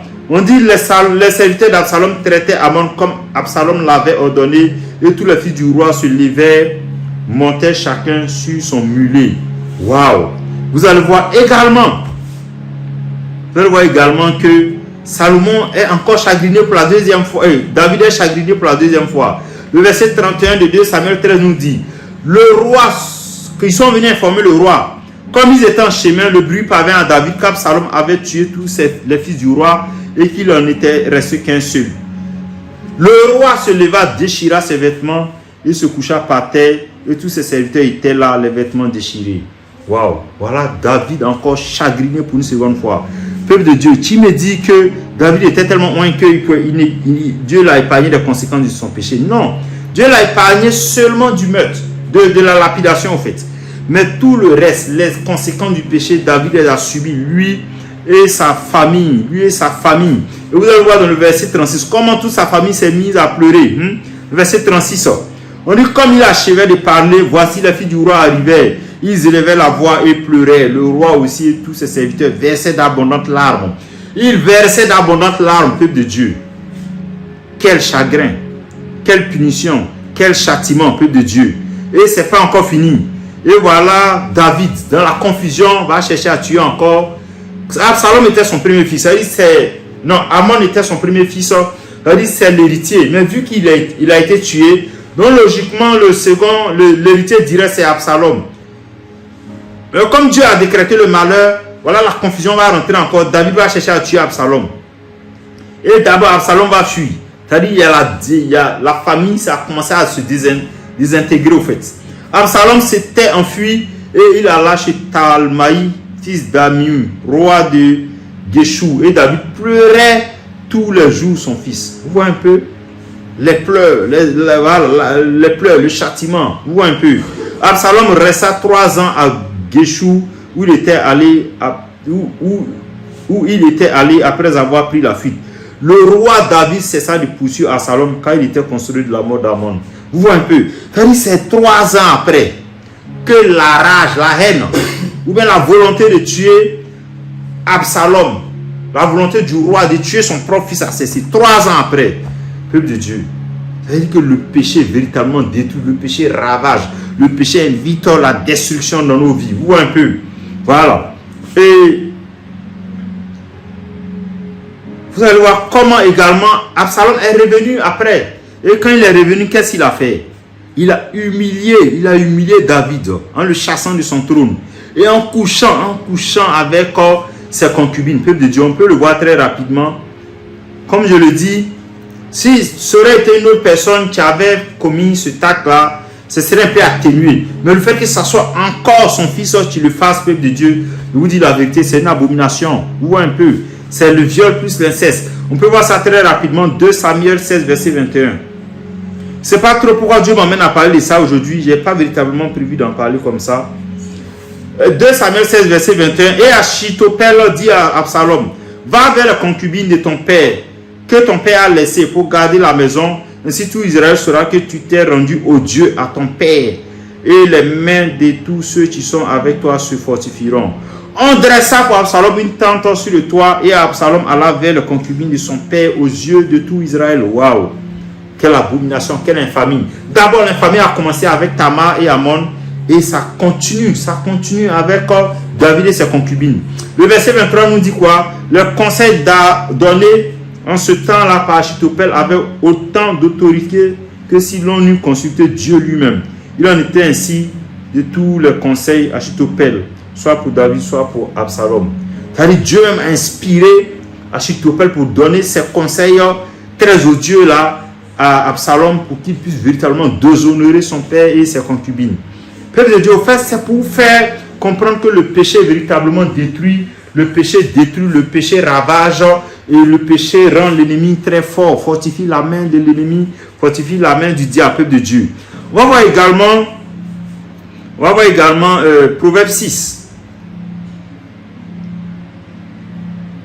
On va voir rapidement Proverbe 6. Après avoir fini avec ce chapitre, on va voir Proverbe 6 rapidement. Proverbe 6 à partir du verset 6, je crois.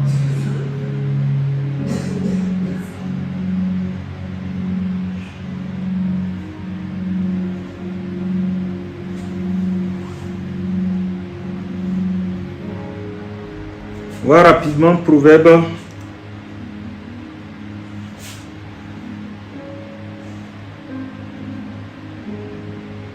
Voilà, comme on l'a dit dans Proverbe 6 à partir du verset 23, mais celui qui commet une adultère avec une femme est dépourvue de sens, celui qui veut se perdre agit de la sorte. Il n'aura que plaie et ignominie et son opprobre ne s'effacera point. Vous voyez un peu, donc voici ça. Donc, dans un autre enseignement, je vais aller en profondeur et c'est pas fini. Dieu a infligé véritablement l'ignominie, une plaie, l'opprobre à David, à sa famille, à sa descendance. Le grand roi David qui a battu Goliath, qui a battu tous les ennemis du peuple de Dieu, qui a même battu, qui a plusieurs fois désarçonné David et Saoul et son armée, s'est retrouvé à fuir devant son fils, son propre fils qu'il a mis au monde. Vous voyez que le péché nous affaiblit, le péché fortifie la main de l'adversaire, le péché fortifie la main de l'ennemi, le péché repositionne, nous destitue de notre position, voilà, et donne la force au monde des ténèbres. Est-ce que quelqu'un peut rendre gloire au Seigneur Jésus-Christ? Est-ce que quelqu'un peut rendre gloire au Seigneur Jésus-Christ de Nazareth? Est-ce que quelqu'un peut rendre gloire au Seigneur Jésus-Christ? Seigneur Jésus, je te bénis encore, je te rends toute la gloire de m'avoir utilisé, Seigneur, pour parler à ton peuple. Je ne suis rien, je ne vaux rien, Seigneur Jésus-Christ. C'est pourquoi je te prie, Seigneur, de sceller cet enseignement dans ton sang, Seigneur, et de sceller également ton peuple dans ton sang, Seigneur Jésus-Christ. Et que, Seigneur, cet enseignement, Seigneur, soit rempli de ton esprit et de la vie qui vient de toi, Seigneur Jésus-Christ. Et que cet enseignement ne se perde pas, Seigneur. Que l'intelligence de ton peuple soit renouvelée, Seigneur, afin de prendre conscience, Seigneur, du péché et de son impact, Seigneur, négatif, du péché et de ses conséquences, Seigneur Jésus-Christ. Car nos seuls ennemis, Seigneur Jésus-Christ, tout ce qui nous déconnecte de toi, Seigneur Jésus-Christ, c'est le péché et rien d'autre, Père de gloire. Donne-nous la force de pouvoir surmonter le péché. Donne-nous la force, Seigneur, de pouvoir vaincre le péché, Seigneur Jésus-Christ, comme tu l'as dit à Caïn. Le péché est couché à ta porte, mais toi domine sur lui, Père de gloire. Nous te prions de nous donner la force de pouvoir dominer sur le péché. Nous te prions de nous donner la force, Seigneur, de pouvoir marcher fidèlement selon ta parole. Donne-nous la capacité d'être obéissant, Seigneur Jésus-Christ. Donne-nous la capacité de pouvoir résister aux séductions, Seigneur Jésus-Christ. Car le diable viendra toujours avec la séduction. Il viendra toujours avec la ruse. Il viendra toujours avec la tromperie, Seigneur. Que ton Esprit Saint nous soutienne. Ton Esprit Saint nous fortifie. Ton Esprit Saint, Seigneur Jésus-Christ, nous donne la capacité, Seigneur, de pouvoir marcher conformément selon ta parole, afin de pouvoir, Seigneur Jésus-Christ, marcher dans ce projet de paix, de bonheur, Seigneur, que tu as formé sur nous et pour nous. C'est au nom de Jésus que je prie, Père, que toute la gloire te revienne. Amen. Amen.